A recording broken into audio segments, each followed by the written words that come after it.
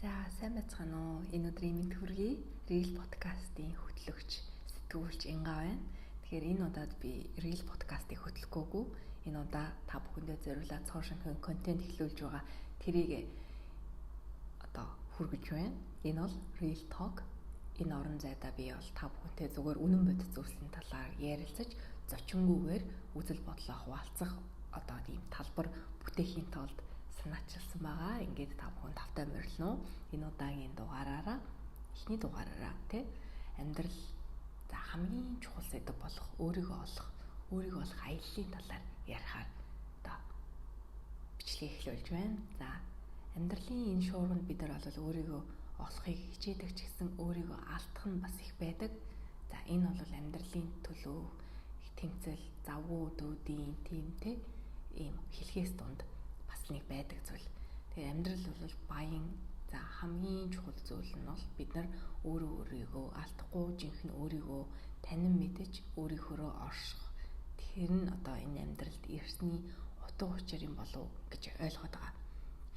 За бидний амьдралд хин нэгэн тавьсан тийм стандартад нийц гэж хичээдэг цаг үе бол заавал ирдэг ийм хүн байх хэрэгтэй, ийм амжилттай байх хэрэгтэй, тийм мундаг сурагч байх хэрэгтэй, тийм сайн албан хаагч байх хэрэгтэй, тэрнээс илүү байх хэрэгтэй, тэрнээс дутуу гараад ийн гэдэг ч юм уу Тэгэхээр харин өөрийгөө яг ингээд олох гэж байгаа энэ аялал гэдэг бол тэр бүх ийм нөхцөлүүд дээр нөхцөлийг арилгаад яг асуултыг нь өөрөөсөө хайх явц гэж ойлгож яагаад чи энд байгаа юм? Яагаад өөртөө үнэнч юм уу? Өөртөө сэтгэл хангалуун, өөртөө яг хүснээрээ амьдарч, хүснээрээ оршиж байж чадж байгаа юу гэдэг дээрээ бас нэг хаяа нэг пауз аваад энэ талаар бодох хэрэгтэй юм шиг байна.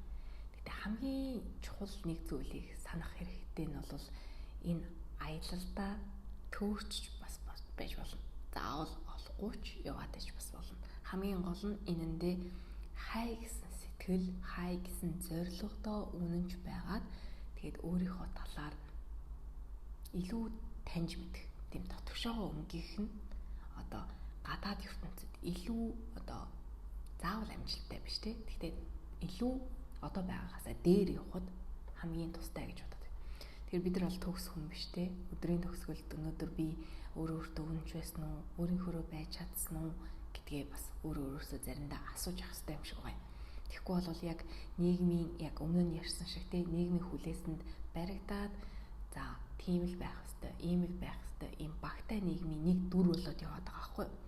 Заримдаа бол ингээд том амжилттай гаргасан байж болно, заримдаа амжилтгүйж байж болно.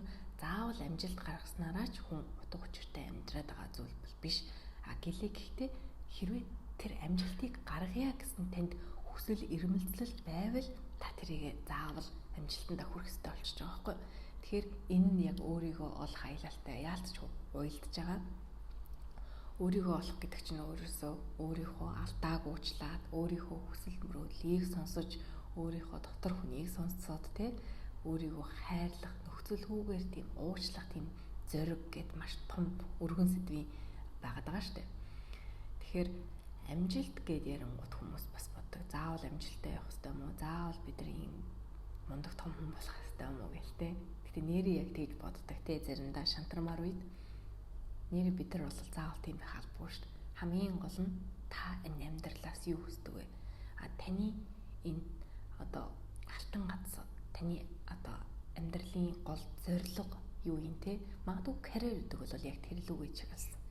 Магадгүй арай өөр зүйлтэй ийм олон хүүхэдтэй тийм сайхан гэр бүлийг бүтээх тэр карьер хамаагүй ч юм уу хүн болгоны хувьд өөр амьдралын зорилго болоод чухалчилж тавьж байгаа алтан гац гэж ярих зорилго нь өөр байгаа шүү дээ. Тэгэхээр тэрийгэ маш сайн ойлгох хэрэгтэй юм болов уу гэж бодсон. Тэгээд эхлээд өөрийгөө ойлгох. Тэгээд энэ орчин цаг үеийн нийгмийг ойлгох. Энэ хоёрыг нийлүүлснээр цаашаага яаж алхах боломжтой вэ? Яаж алхах бол илүү дээр вэ? Илүү боломжууд таны өмнө байх вэ? Яаж алхах бол илүү таны энэ сэтгэл ханамж өндөр байх вэ гэдэг юм уу тийм зүйлүүд дээрээ анхаарал хандуулах боломжтой болж байгаа. А түүнээс биш өөрлөгөө өндийхгүйгээр ингээд өдөр хоногуудыг аргацаагаад ингээд яваад иж болно. Тэгэхээр манай монголчууд ялангуяа ийм өөрлөгөө өндийдэггүй, өөрийгөө нэг анхаардаггүй, сэтгэл зүйн эрүүл мэндээ ингээд анхаарахгүйгээр зүгээр урагшилж явдаг юм шиг санагддаг. Яагаад тэгж бодож байна вэ гэхээр ийм иш харах байлаа гэхэд яг тэрийг ингээд эдээг нь ингээд аваад ухаад эдгэх биш. Дээрээс нь зүгээр ингээд ийм санахгүй, тийм мартагнуулах байдлаар сэтгэл зүгээ эмчилдэг. Тэгтээ зарим тодорхой хугацааны дараа тэр бодол ямар нэгэн байдлаар бидэрт ингээд зурс хийгээд ороод ирэхэд тэр үеийнхэн тухгүй байдал мэдрэмжүүдээ яг авдаг. Тэгэхээр ийм уул суурьтай эмчилгээ гэдэг шиг уул суурьтай хандсан тийм зүйлүүд амьдралд ямар чухлыг, ялангуяа сэтгэл зүйд өөрийгөө олох аялалд ямар чухал вэ гэдгийг хэлхийг л зориод байна л доо. Тэгэхээр өөрийгөө олох аялал бол яг л тийм уул суурьтай өөрийнхөө гүн рүү шагаасан тийм аялал байх болно гэж бодож байна. Тэгэхээр ер нь бол зорьсон зорилготой олно гэсэн итгэлтэй тэрэндээ заавал хүрэх хэрэгтэй. Хүрэх хэрэгтэй гэдэг нь хүрэхгүй ч байсан болно. Яагаад тэгж хэлж байна гэдгийг яг тайлбарлая.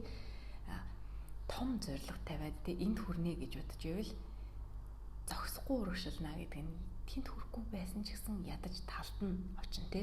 Талд нь очисноороо тухайн хүн яг бас тодорхой хэмжээний амжилтыг бүтээж байгаа хгүй өөрийнхөө хувьд. Тэгэхээр энэ амжилтыг яагаад бүтээх болвоо гэхээр энийг та амьдралдаа маш их хүсдэг зүйл байгаа байхгүй.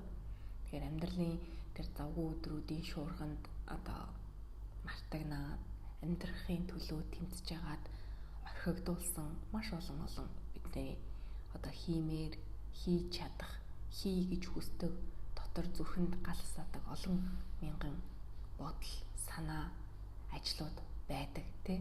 Тэрийг хийснээрээ та ядаж юм сүмсээ тайвшруулах гэдэг байгаа байхгүй. Тийм учраас би яг энэ яриаг хий гэж бодсон. Өөртөө үнэнч байх, өөрийгөө олох, өөрийгөө олсноороо амьдрсан шиг амьдрах боломжтой юм байна. Тэгэхээр хүн болгон мөртөө амьдрахыг хүсэж байгаа тий. Тэгэхээр тэр мөр нь бол хүн болгон мөртөө байгаа ч гэсэн сайн мөртөө эсвэл дуурсагдахыг эргээд өөр хүүхдүүд нь энэ амьдралд ингээд өөрийг чинь үргэлжлэл болоод явхад ямар нэгэн байдлаар тий тэр хүүхдүүдийн замд нь саад дотор болох уу илүү болж өгвөл дэм болж байхыг хүсдэг хүмүүс ер нь тийм хүсэлтэй байдаг байх гэж бодож байна. Тэгэхээр яг тэрийг биелүүлэхэд хамгийн чухал зүйл бол яг өөрийгөө олох, өөртөө үнэнч байх тэр л хамгийн чухал. Тэгэхгүй байснараа эсгсэн дүр гэх юм уу да тий. Эсгсэн дүр бол цав хугацаатай. Бүгд дүртэй энэ хаалгаар гэрээсээ гараад хаалгаар гараа явангууд бүх дүрүүд эзэнтэй. Тэгэхээр яг өөрийнхөө дүрдээ л эзэн байх л бид нар сонголт байгаа. Тэгснээрээ илүү байгаагасаа дээр амьдрах боломжтой гэж бодож байна. За тэгэхээр энэ удаагийн дугаартай хамт байсан та бүхэнд баярлалаа. Ийм богино хэмжээний ярилцлагыг хийгээд хамтдаа сонирхолтой сэдвүүдийн талаар хүүрнэлтэй гэж бодсон. За бас энэ тал дээр та ямар байр суурьтай байгаа комментээр бас бичээрэй. Яагаад гэвэл би бол нэг тийм хүнд зөвлөгөө өгөхөр хүн гэж өөрийгөө бас бодохгүй байна. Гэхдээ би бас сэтгүүлчийн хувьд хүмүүстэй ярилцж явах үедээ өөрийнхөө тэр хүний ярилцлага дээр, асуултан дээр тэр хүнд хариулж байх үедээ ч гэдэг юм уу те тэр хүнээс асуух үедээ гэдэг юм уу ярилцлагын туршид ухаарах маш их зүйлүүд байдаг. Гой санаа авах те. Тэгэхээр бид нар заавал хүнийг хөгшин залуу, туршлагатай туршлагагүй, амжилтгүй гэж ялгалгүйгээр тодорхой цензуур тавилгүйгээр хүмүүстэй ярилцаж үзэж хүмүүсийн үзэл бодлыг хуваалцсанаар илүү их зүйлүүдийг ойлгож мэдрэх боломжуудаас бидний өмнө нээлттэй байгаа. Тэгэхээр би өөрийгөө голохгүйгээр энэ ярилцлагыг хийсэн байгаа шүү. Ингээд та бүхэнд хэрэгтэй байсан байх гэж найдаж байна. За сэтгэлээр өөрсдийнхөө бодлоо бас хуваалцаарай. Дараагийн дугаар хүртэл баяртай.